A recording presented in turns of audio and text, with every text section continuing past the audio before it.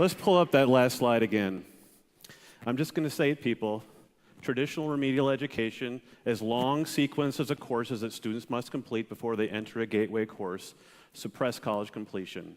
They don't contribute. They contribute to achievement gaps. They don't close them. And they kill momentum. And the reason for it is not because of students. It's not because of these wonderful instructors that are doing this great work. It's because we've designed a system that essentially creates major disincentives for students to complete those remedial courses and ultimately enter a college-level course. You've probably seen this slide many times. I've done it dozens of times in your states. But for students who start in remedial mathematics, 3 levels below in remedial mathematics, only 1 in 10 ever complete a gateway course in 2 academic years. But what's most profound is that the students who don't make it, it's not because they failed the courses, it's that they did not complete the actual sequence of courses. These are not failed students. These are students who just did not make it through. And so if we can redesign a system to ensure that those students have a shot at a college-level course, we probably can see some pretty amazing results.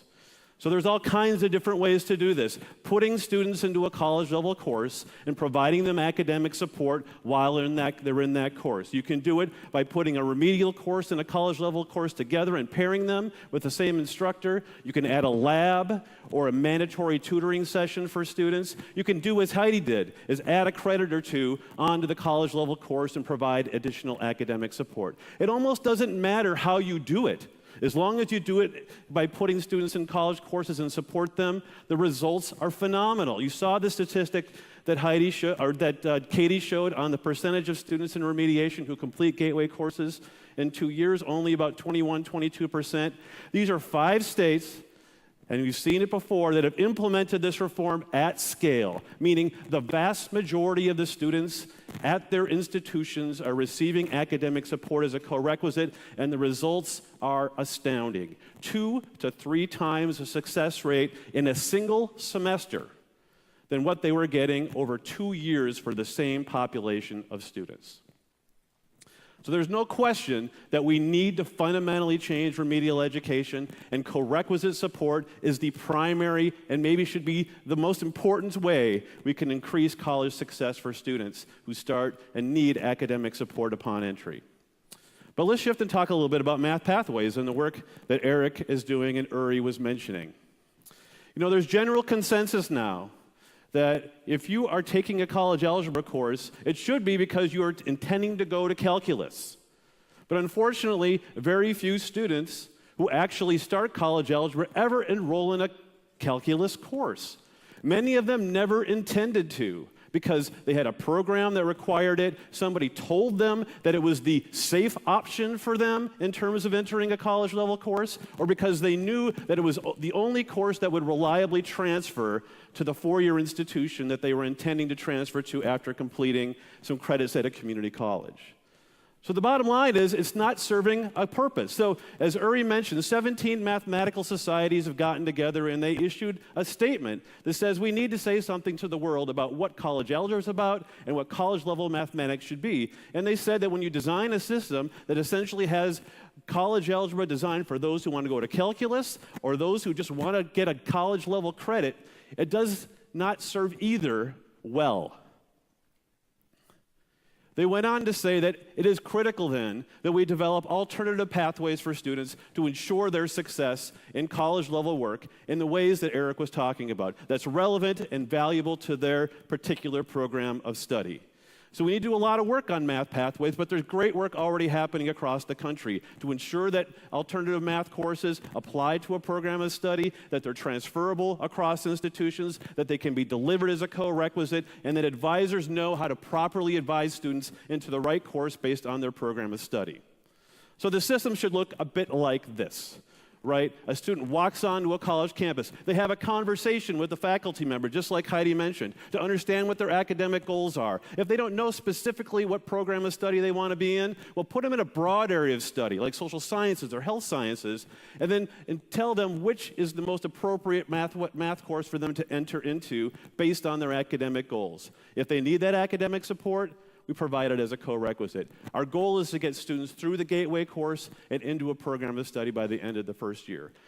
States like Tennessee have done it, and not only are they getting far more students through Gateway courses, it's impacting retention, and it's also resulting in students accumulating more credits. It's the right thing to do for students. And the good news is that there's many out there that are supporting this notion. A joint statement was issued earlier this year from all these organizations that acknowledged that we need to be doing more for students in terms of student success. Co-Rec and Math Pathways being two of the key strategies that were articulated in this report. We're also lucky to know there's many states already doing this work across the country. We're fortunate enough to have worked with 6 of them with the Dana Center to develop strategies to implement scale math pathways as well as co-requisite remediation. Others are doing this work with the Dana Center and others.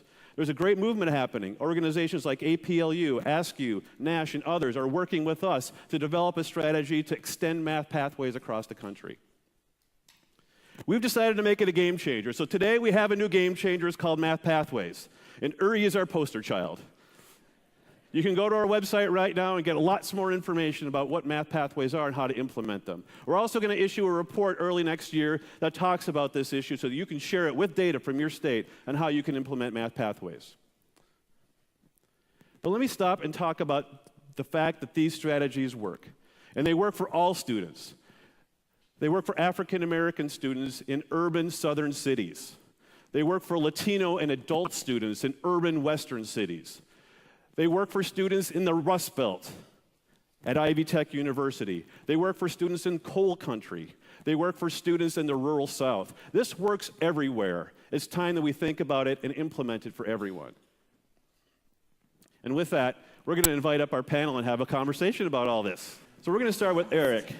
This whole quantitative reasoning thing might be throwing people a little bit for a loop to understand exactly what it is. So talk to us a little bit about, sort of from a student's point of view, how you might deliver content and quantitative reasoning that's relevant to a student. I'm going to throw up a slide here that I think hopefully, maybe I'm just going to give you the slide, the changer, and you can walk through this exercise for students to help them understand what we mean by relevant quantitative reasoning skills. Sure. One of the hardest things in terms of going back to your campus and articulating the distinction between QR and math is trying to convince people that it is relevant and rigorous enough for college credit, because some people are going to say, well, proportional reasoning, that's middle school math. How can we possibly give credit for that? So here's a somewhat sobering statistic. Drunk drivers account for 1/3 of all accidents in this country.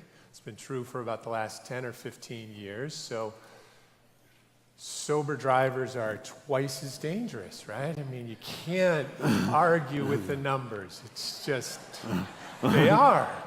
I was down in Tennessee at a university 2 weeks ago giving a talk to students, and I used this. It was a smaller crowd, and so I was able to call on people. Unfortunately, I literally can't see any of you because of the bright light, so I can't call on someone. But, you know, they were laughing. You get it. You know something's wrong. You know that sober drivers aren't twice as dangerous. But what's the problem? So, of course, the problem here is that there are many more times sober drivers than drunk drivers. We don't know how many more times, so let's use 25 to 34-year-olds. They get into 10 times as many accidents as 16-year-olds. Now, my daughter's 16. She just got a driver's license. My insurance premium skyrocketed. I'm like, hey, it's not the 16-year-olds. It's the 25 to 34-year-olds, right? They get into 10 times as many accidents as 16-year-olds.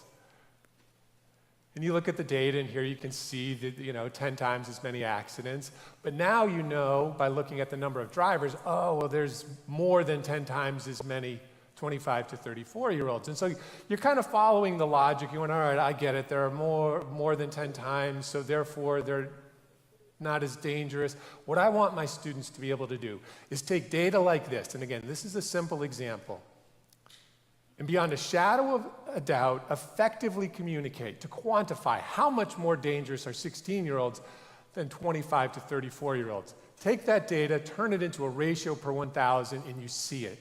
Right? And you look at that, and some of you might say, oh, of course students can do that. Your students can't do that. Your students cannot take that data and transform it into a rate per 1,000. Right? They need us to reinforce these fundamental proportional reasoning skills, those middle school math skills that are completely abandoned in high school, so we can teach them algebra, and then some more algebra when they get to your college or university. So how do you convince faculty who are bought into algebra, that this is actually an appropriate and rigorous type of course for students at the higher institution level? I'll tell you, the best way to do it is for me to give a workshop and use handouts from my QR class for your faculty.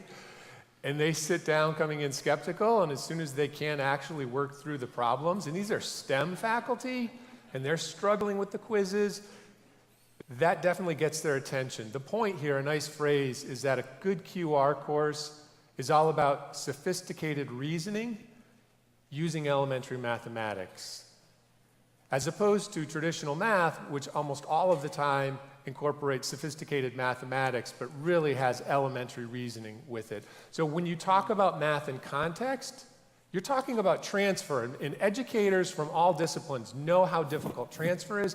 A QR course is all about transfer. It's all about the context, driving the content, constantly switching it up. It's difficult, it's rigorous, and applicable. Great. So Mike, you're at Oklahoma State University, a major four-year institution, and you've decided to go all in with Math Pathways. Talk about how it was that your institution decided to do this.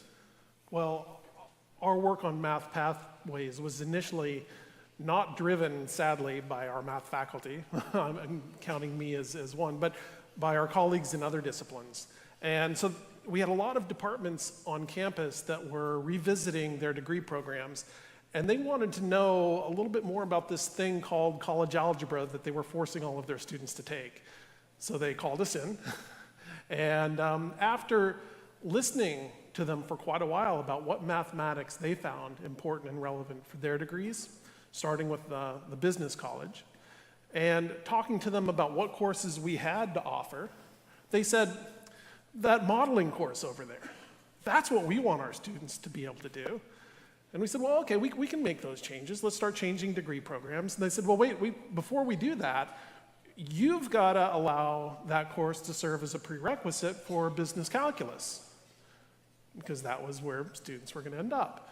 So we looked at it and we realized, well, these students in this modeling course were solving the same problems as college algebra and pre-calculus and some calculus students. They were just doing that using tools such as spreadsheets, graphing calculators, and not so much symbolic manipulation. So we said, okay, let's give it a try. And it turns out those students did just as well in business calculus as students coming out of the traditional college algebra track. So we started making that change. The business college started changing degree programs to allow and in fact encourage this modeling course to serve as an alternative to college algebra. Our College of Agriculture jumped on board pretty quickly, and then social sciences, we have psychology and sociology using that course now. So it ended up being a really amazing change in that way. Great. So now you've developed the Math Pathways, you've implemented for a while. We're going to actually pull up the data here. Whoops, I went a little bit too fast. Talk to us a little bit about what folks are seeing here and the various pathways you've designed. Sure. We started moving students out of our college algebra course into our modeling course that I just talked about, and another quantitative reasoning course similar to what Eric described. And we saw modest but important around 10 to 15 point gains in success rates in our college algebra course and our modeling course, and pretty stable success rates in our quantitative reasoning course, even though we were moving students around quite a bit. I think if you go to the next one, you'll see these are the black lines are the trends in enrollment in these three gateway courses. And so we had roughly about a third of our students that we were shifting out of college algebra into these other things, primarily our modeling course. So what we can see here is you've seen overall success rates bump up on the college algebra as fewer students were in the college algebra, moved a lot of them over to modeling, and those students did very, very well. So it wasn't like you were moving students out that weren't capable of doing rigorous work. You were simply just giving them another way to learn rigorous material. Yeah, and I'll tell you that the students in that modeling course, they will argue with you about which course is harder, that or college algebra, because almost every problem in that course is a word problem. So they're definitely engaged in challenging work. Great. So now you're part of an effort in the state of Oklahoma to take these ideas to scale in Oklahoma, right? With all the institutions working together to design Math Pathways. How did you see that come to fruition, or as it's evolving right now? What was the movement? Why did people think this was important to do in Oklahoma?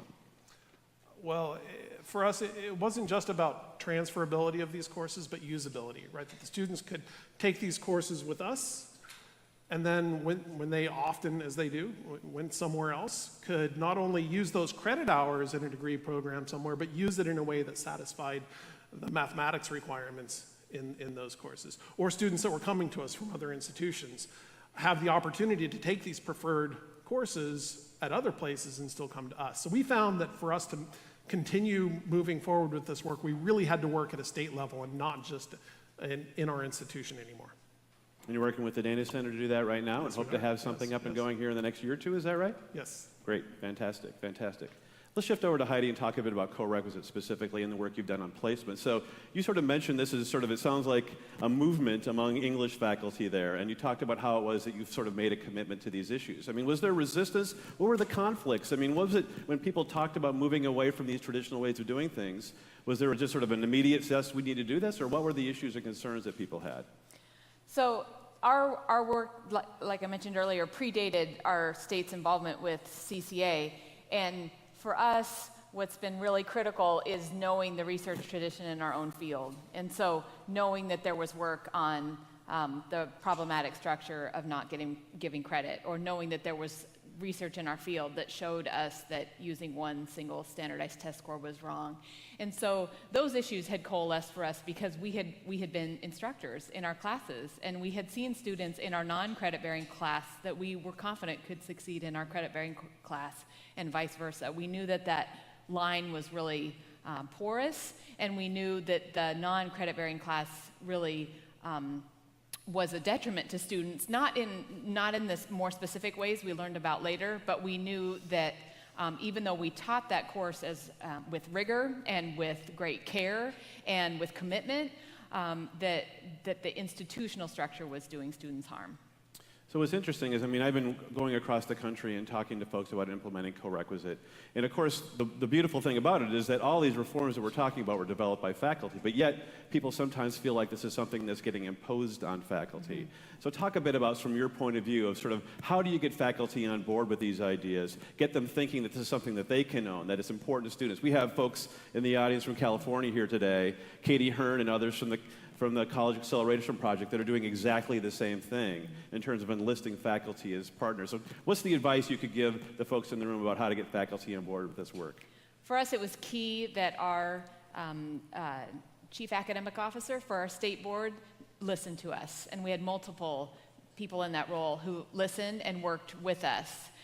So it became an effort that was collaborative in that way. And then it's also been key for us to work with on-campus partners. So provosts and deans, of course, but also people in advising, like we heard about earlier, or registrar. Registrar was our biggest ally at Boise State. So I think thinking about multiple ways to have these conversations about what we mean and how to help faculty, like you said, how to help faculty own it at their campus and think about what makes sense for their campus, because all of our models are different. So you talked a bit about placement as well, and you've developed a fascinating new tool that actually works with the student to find the right place for them. In fact, it's called the right class. Right class. So talk about that tool and how you're utilizing it and how that's had an impact for students. Mm-hmm. So research in our field for a long time has showed us that really the gold standard for writing assessment is the use of multiple measures. And that doesn't mean within writing assessment scholarship using multiple singular tools to get into or out of a class. It means integrating multiple sources of data to then arrive at a better placement, a better understanding for where a student would best fit. And the other piece that I think is important with us, it's been critical in Idaho, is that the stakes for placement are really different when everything is credit bearing. An incorrect placement is not going to impact a student like it would if something were not credit bearing. So we developed the right class after piloting it for many years. So this is where the trust of our on-campus administrators has been critical, and our state board, who allowed us to try some of these new tools before they were really proven. And so for several years now, we've fully implemented an online placement process for for all students coming into Boise State.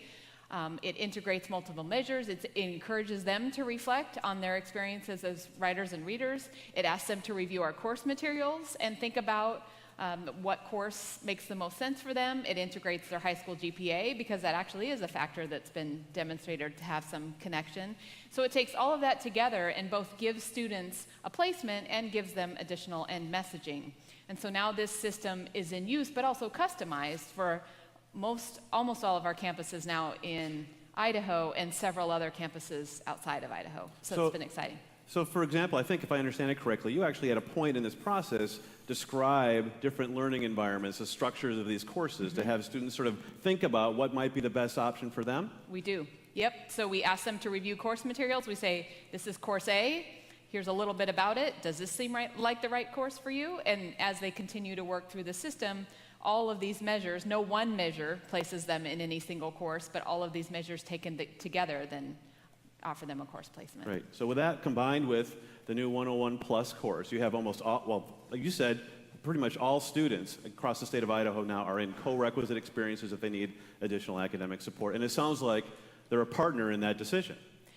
Yes. I mean, I think the exciting thing for us in Idaho, and especially I can speak for myself at Boise State, is that because it's credit bearing, because it's immediately seen as something of value, we're actually having the opposite challenge of not having enough seats for all the students who want to take English 101 Plus. They understand, a student understands why an additional hour with your instructor with a smaller group would be of benefit. Advisors, once they understand the model, understand it. So our challenge is actually the happy other kind of challenge of making sure we have enough seats for the students who are required to take it. Great. Well, let's take a look at some of the data. You've just started to get this data statewide. I think we got a slide we can pull up to show what's happened across the state of Idaho in terms of the implementation of these reforms. We can get that up so everybody can see it. Yep. Go ahead and walk people through that, would you please? Sure. This is from my colleague up at the University of Idaho, Diane Kelly-Riley. She did a study recently, this last summer, that she completed it, looking at English 101 Plus and English 101 across all of our institutions in Idaho. What's really interesting is that English 101 Plus students outperform English 101 students at every single institution in Idaho.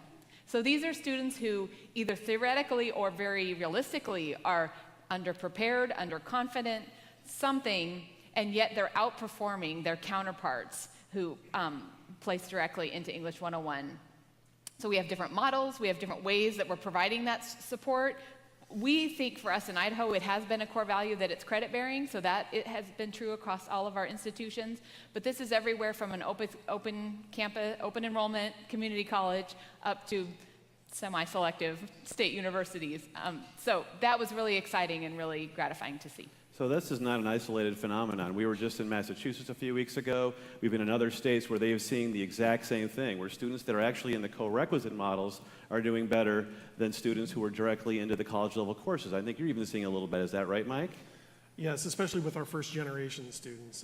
The comparison is pretty amazing to see how well they're doing.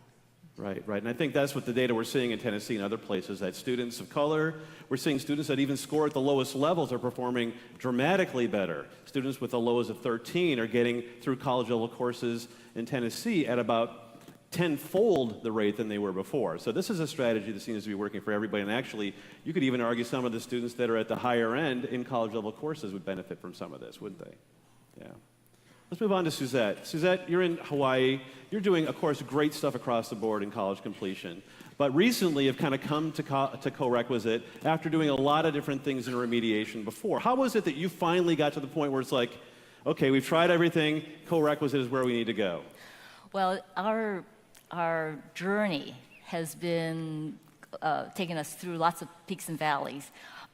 In 2000, our vice president convened a group of English, math, and academic support people to look at best practices in this area of developmental education.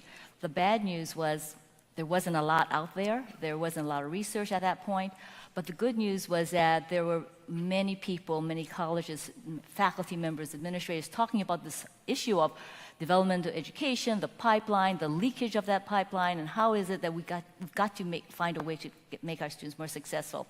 So the University of Hawaii Community College System Office got involved with things like ADD, Achieving the Dream, heard about the Accelerated Learning Program, from Peter Adams and his work there. NCAT had information about an Emporia model. Then CCA came out with those 5 game changers. Tennessee came out with this data. So it was the share and pair kind of thing. You know, it's just get as much information as we can. Parallel to that, at the same time, again, the Vice President's office and through the leadership of our Vice President John Morton, the strategic plan came into play. And in that strategic plan, it said 75% of students scoring one level below English or math college level will finish their college level course in 1 semester. 70% who are placing 2 levels or more will finish their college level English and math in 1 year. That was a rather daunting kind of goal to have. However, because of all the work we had done, because we had people like Peter Adams and Katie Hearn and Tristan Denley come to talk to us, for many of our faculty, it wasn't a new idea. Now, we also was able to provide, again, through the Vice President's office, funds for pilot projects. I know pilot projects have been sort of given a negative kind of thing, but truly those pilot projects, some of which were terrible. I mean, we saw that first, right off, but others had real potential, and the preliminary data said, let's look at them, let's see what they are. So we put into a policy, we created a policy called the Time to Degree Corequisite policy. We convened faculty, we convened IR people, we had discussions, and came to a point where we said, look, the data is very clear. Our students are not doing well. Over a 4-year period, I think we looked at developmental ed math students, 5,000 of them. Maybe 1,000 finished in 4 semesters. I mean, that was not good. Students who were placing 3 levels below college level, 2% finishing. I mean, it was just amazingly bad. So with that, we said, okay, ethically, there's got to be a passion. We've got to do something about it. We can't let this continue. So in 2006, fall 2006, we said, we've got to do it. Now, not every campus is doing it in the same way, but certainly every campus is doing something to diminish that very long pipeline for developmental ed. But this is a collaborative effort across the campuses, right? You have a Student Success Center in Hawaii, Yep. and you're using that as an opportunity for folks across campuses to learn from each other, Yes. different models that they're doing this, so you can Exactly. actually nail down which strategies work best for students, right? Absolutely, absolutely. And it was, because whenever you have something new and you talk about national trends, people inevitably will say, but that's not my data, that's not my students. So we had to show them that it is our students, it is our data, it is our mandate to change. So you saw the presentation earlier about sort of connecting all these strategies in the first year. Of course, Hawaii is doing a great deal of work on 15 to finish. Obviously, the work you're building on pathways as well. Talk about how these reforms sort of fit into that larger success strategy in Hawaii. So we took the completion by design model, customized it, made it useful for us, and with those 5 game changes, we embedded them into one of those it was either connection or entry or progress and learning or completion. Wherever it was most appropriate, we put it in there so that students could clearly see how it is that they could move from one step to the next, always with the kind of academic and student support systems in place to get them to completion. And completion could be either work or it could be transfer, but in either case, they knew that they had a goal in which they could try to strive for. Now, once they got to completion, they could also we put in policy, reverse transfer, automatic admissions, automatic notation of credentials. We tried to break every barrier down that we as an institution had put up for our students. And in doing so, I think we've made some progress there. So it seems to me that if you get students into college level courses and provide them support is what actually catalyzes all these other reforms. That's right, exactly. We have found that the conversations have also changed among our faculty members and among our administrators. People are so empowered now to see the kinds of things that can be done, should be done, and in many cases will be done. Right. Now, we've got, I think, one slide. I know you don't have any sort of statewide data yet because you're so new in this, but we can show you some of the results you're beginning to see, in English at least, implementing ALP. Yes. And once again, it's pretty consistent with what we're seeing across the country. Is that right? Absolutely, yes. But you see, what we find is that it's not just completing those gateway courses that are important. That's one benchmark, absolutely. But do they persist? Do they come back? And that's what our numbers are showing us, that students who have this co-requisite experience tend to come back the following semester, but more importantly, come back the next year. And we know that in order for students to get to completion, they need to go through the whole system that we have established. Great. I'm going to come back to you, Eric, and talk a little bit more about math. I mean, you're going across the country. You've done some work in Ohio and Indiana with us to help them get the new quantitative reasoning courses that they're building up and running. And you've been beating this drum pretty solidly for a while. And we talked a bit about sort of now you're beginning to see some momentum around these ideas. What do you think has changed? What's different out there now in terms of receptivity to the ideas that you're talking about out there? It definitely has shifted in terms of the way people come to the conversation about alternatives to math education. I think the work that Uri's been doing has helped with that. We used to just talk about different ways to present college algebra to students, the Emporium model, sort of different ways of inoculating them. And we've now really shifted to a curriculum focus, a different type of curriculum. When we talk about informed citizenship, informed decisions in our students' lives, should they smoke? Is smoking bad for you? How bad is it? Quantify that. And that's what we want them to be able to do. Does human activity impact the climate? How do you know? Right? We want our students to have a voice in these really important public policy issues. Does racism exist in this country? Do police use racial profiling? That's important.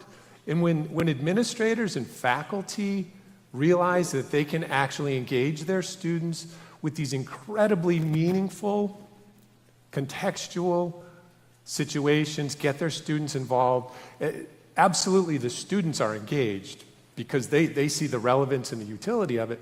But what's interesting is the faculty become engaged also. You're creating a curriculum that not only empowers your students, but it empowers your faculty to talk about things that they find important. I think that's been a big part of it.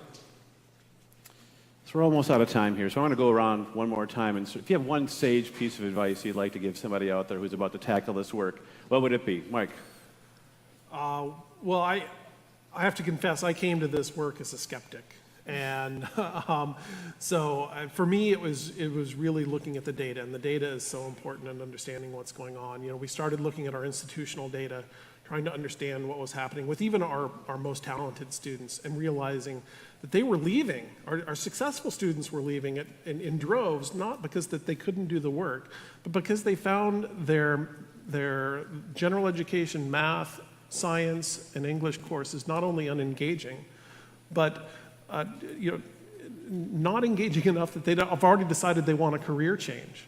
And so I started doing work with a physicist and an engineer and an English colleague of mine, and we designed a sequence of courses for fine arts majors around musical instrument design.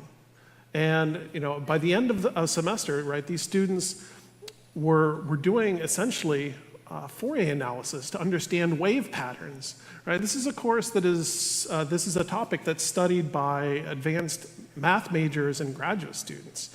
But these students, we enabled them to have the basic quantitative reason that they needed to do that kind of mathematical work. And these fine arts majors, at the end of the semester, were not only not afraid of math anymore, but they were empowered to know that they could do math, that they could employ mathematics in meaningful ways to solve problems that were meaningful and of interest to their eventual career goals. And this work is important precisely because that's the kind of experience that we need to be giving all of our students. Right. Now, we actually have some slides of what you're doing with Corequisite. I don't know if we can pull that back up to show the fact that indeed with the Corequisite work, what you're seeing in terms of success and the impact on first-generation students. I want to make sure we didn't forget about that. Once again, seeing the same results that we're seeing across the country. Great stuff. Right, yeah. All right. Suzette, tell me, what's your sage piece of advice for folks? When you know something is right in your heart and your mind, in the words of one of my colleagues, he said, you have to be relentless. Just relentless. Not in a bullying sort of way, but in a passionate sort of way. Eric? I'd like to follow up on what Michael said about these courses being rigorous and challenging, and students coming back to me after they've gone on to calculus and saying, quantitative reasoning was by far the hardest math class that I've taken. These are students now who are out there getting PhDs in mathematics. They're in medical school. They've become some of our best students. The QR curriculum absolutely is worthy of college credit. Great. Heidi? One of my takeaways would be that writing faculty will resonate with issues about supporting student learning and with issues surrounding social justice. They will be less receptive to something that feels like a model that's just about completion. So I understand the focus on completion, but a faculty member will care about student learning. And I think the more that we can provide opportunities for faculty and others to have conversations together, it's just having lots of opportunities to talk about how to better support student learning.